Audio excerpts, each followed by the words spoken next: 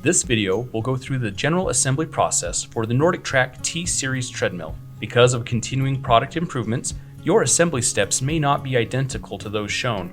Please refer to your user's manual and any assembly updates that came with your particular treadmill if you have any questions to any assembly steps shown here. This video is intended to be a supplement to the directions in your user's manual. Assembly will require 2 persons. Assembly also requires the following tools: the included hex keys, 1 Phillips screwdriver, and 1 adjustable wrench.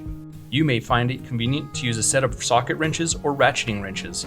To avoid damaging parts, do not use power tools. Place all parts in a cleared area and remove the packing materials. Do not dispose of the packing materials until you finish all assembly steps. Make sure the power cord is unplugged. Remove the tie securing the upright wire to the front of the base. Next, identify the right upright. Lay the right upright near the base. Tie the wire tie in the right upright securely around the end of the upright wire.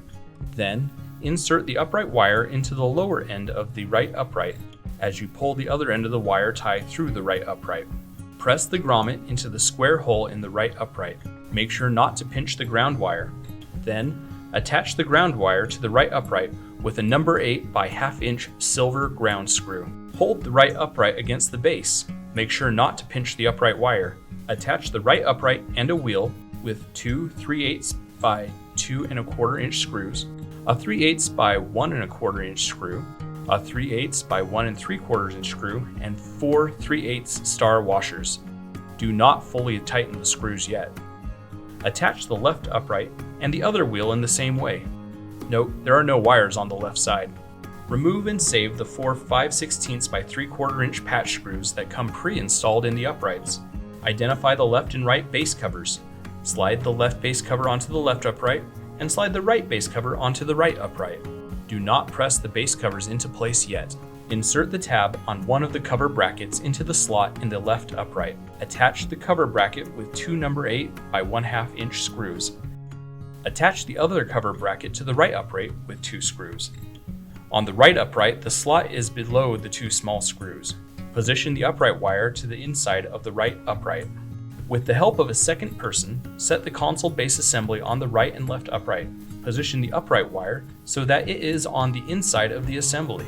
Be certain not to pinch the upright wire. Partially tighten a 5/16 by 3/4 inch screw into the center hole on each side of the console base assembly and the top of the right and left uprights. Do not fully tighten the screws. Identify the right handrail assembly.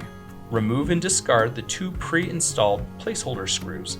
Next, carefully raise the pulse crossbar enough to allow you to slide the handrail onto the console base assembly. The cover bracket should slide into the narrow space in the lower portion of the handrail assembly. Attach the left handrail assembly to the left side in the same way. Attach the right handrail assembly with 2 5/16 by 2 1/2 inch screws and 2 5/16 star washers. Do not fully tighten the screws yet.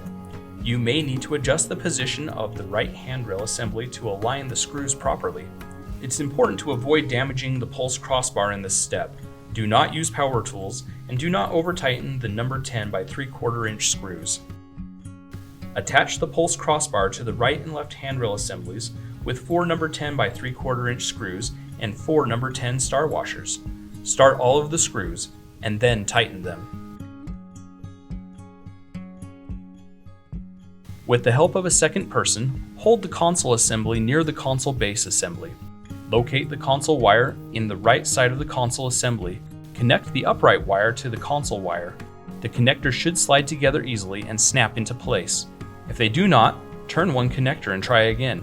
If you do not connect the connectors properly, the console may become damaged when you turn on the power. Insert the console and upright wires into the console assembly and position the wires on the decal. Connect the wire from the center of the pulse bar assembly to the wire from the console assembly. Insert these wires into the hole in the console base. Set the console assembly on the brackets on the console base. Do not pinch any wires. Make sure that the wires are inserted into the console assembly. Then, attach the console assembly with 2 5/16 by 1 3/4 inch screws and 2 5/16 star washers.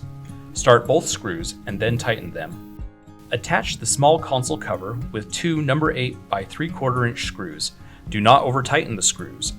Note, use the outer two holes in the underside of the console base assembly. Tighten the 5/16 by 3/4 inch console base assembly screws in the center hole of the handrail assembly on top of the uprights that was left loose earlier in the assembly. Then tighten two number 8 by 3/4 inch screws into the handrail assembly in the location shown. Do not over-tighten the screws. Repeat these steps on the other side. Finally, firmly tighten the two 5/16 by 2.5 inch handrail screws that were left loose on each side of the handrail assembly. Next, identify the handrail cover. Insert the tab on the right handrail cover into the right handrail assembly. Then, press the right handrail cover onto the console assembly. The right handrail cover has a mushroom fastener that should snap into the hole in the base assembly. Then, attach the right handrail with a number 8 by 1 inch screw. Do not over-tighten the screw. Attach the left handrail cover in the same way. Carefully slide the upright crossbar between the left and right uprights. Attach the upright crossbar with the four 5/16 by 3/4 inch patch screws that you removed from the uprights previously and four 5/16 inch star washers. Start all four patch screws and then tighten them. Insert the tray from the front of the treadmill and set it on the upright crossbar. Attach the tray to the upright crossbar with four number 8 by 1/2 inch screws. Start all four screws and then tighten them. Take care. If the treadmill is assembled on a smooth surface, it may roll forward while assembling the storage latch. Remove the two 5/16 by 3/4 inch patch screws from the latch crossbar. Raise the frame to the upright position. Have a second person hold the frame until the storage latch is completely installed. Install the latch crossbar to the frame. Make sure that the "this side towards belt" sticker is facing the treadmill and the bracket is toward the ground.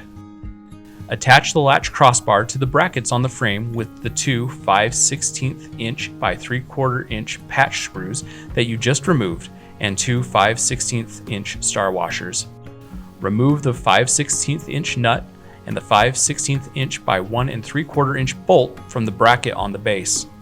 Next, orient the storage latch with the narrow end towards the base of the treadmill and the sticker facing the ground. Attach the lower end of the storage latch to the bracket on the base with the 5/16 inch by 1 3/4 inch bolt and the 5/16 inch nut. Then, raise the storage latch to a vertical position and remove the wire tie. Align the upper end of the storage latch with the bracket on the latch crossbar and insert the 5/16 inch by 2 1/4 inch bolt through the bracket and the storage latch. This will push a spacer out of the storage latch. Discard the spacer. Next, tighten the 5/16 inch nut onto the 5/16 inch by 2 1/4 inch bolt. Do not over-tighten the nut. The storage latch must be able to pivot. Then, lower the frame by pushing forward slightly on the deck and pressing the top of the latch with your foot. While the top of the latch is depressed, lower the deck. Firmly tighten the four 3/8 inch by 2 1/4 inch screws and the two 3/8 inch by 1 1/4 inch screws. Next, tighten the two 3/8 inch by 1 3/4 inch screws. The wheels must be able to turn freely. Next, set the left inner base cover onto the lower end of the left upright. Slide the left base cover downward and press it onto the left inner base cover. Then, set the right inner base cover onto the lower end of the right upright. Slide the right base cover downward and press it onto the right inner base cover. After the treadmill is assembled, inspect it to make sure that it is assembled correctly and that it functions properly. Make sure that all the parts are properly tightened before you use the treadmill. Be sure to follow all important warnings, precautions, and instructions as described in the user's manual. Be sure to use the treadmill connected to a surge protector and place the treadmill on a floor mat to protect the treadmill and other property.